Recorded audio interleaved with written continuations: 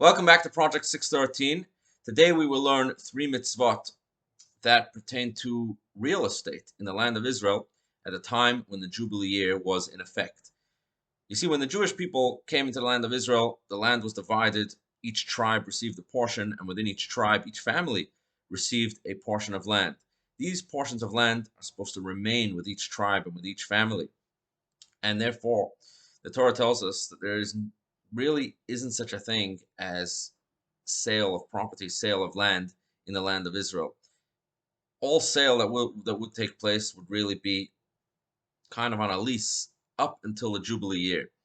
And when the Jubilee year would come, if land was sold and had not yet been bought back by its original owner, it would automatically be returned free of charge to its original owner.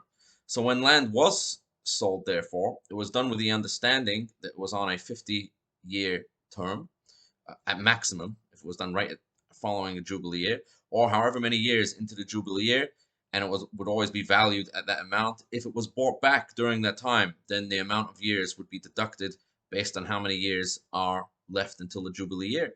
But if the owner did not buy back his land before the Jubilee year, then the Torah tells us, "Ubechol eretz achuzatchem geula titnu ba'aretz." There should be a redemption in the land where all land will go back to its original owner. This is the first mitzvah that we learned today. This applies only to open fields, to open land, or to houses in open villages. The second mitzvah that we will learn today is really the exception to this rule, and that is that houses in walled cities, this law does not apply to them.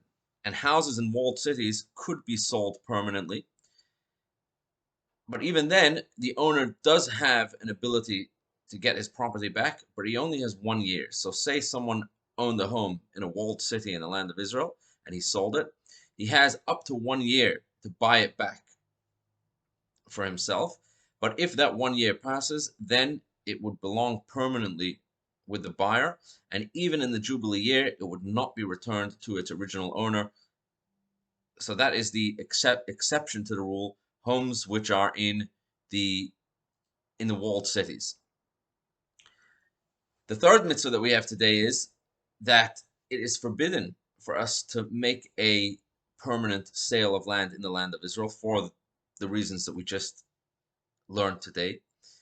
And any sale of land that is made should be with the understanding that it will return to the original owner in the Jubilee year.